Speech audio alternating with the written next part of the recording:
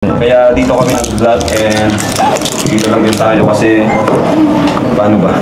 Alam ko ni Papa Joms yung sinabi sa akin ni Carla kasi yun nabanggit ko na rin sa live yun and dito ko na rin sasabihin and samahan ko si Carla. May tubig ka dyan bro? Medyo kinakabahan kasi ako. Kinakabahan ako bro. Kinakabahan nga rin ako.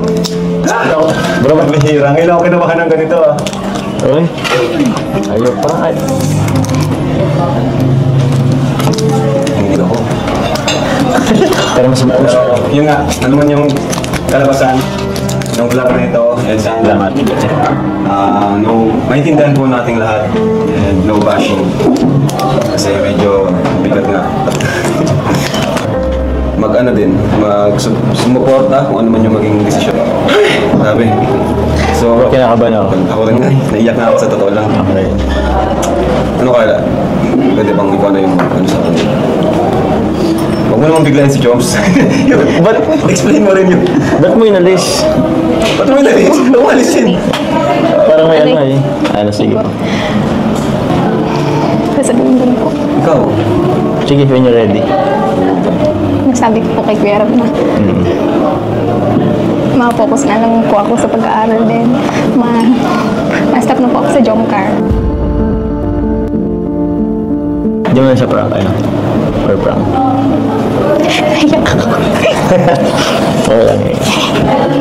Kasi na ano sa akin ni Carla na yun, parang gusto muna niya magpahinga sa John Park. Grabe talaga, hindi ko na-expect Naintindihan ko naman. na ganun ang mangyayari. And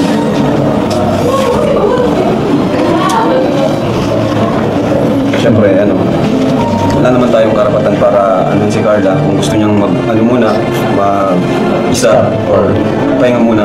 Pero sinabi naman niya na di naman talaga totally wala na. Gusto niya lang muna magpahinga. So, ewan. Hindi ko rin alam. Naintindihan ko din naman. Siguro, yun, parang priority, pag-aaral, focus.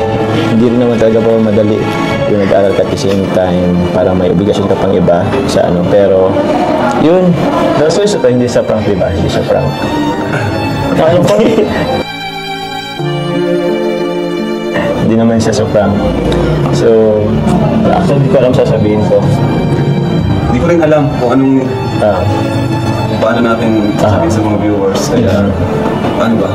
Wala, siguro let's just respect na lang din yung ano ni Carla. Siguro decision niya yun. Sabi na, grabe ang joy ng John Carl. Achievements ka lang.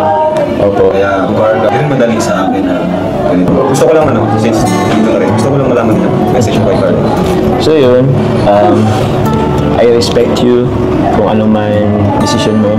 I know hindi siya madali. Ang dami rin naman natin pinagdaanan. Thank you very much. Thank you very much. Hindi pa naman ito yung pinakang I don't know, hindi pa naman ito yung huling pagkikita natin, of course. And so, hindi rin kasi bro, madali talaga, isang taon, almost 2 years, nasa pang ba to, episode 70. So, almost there. Yung 100, pang 100 sana. Nilook forward ko sana yung mag 100 episode.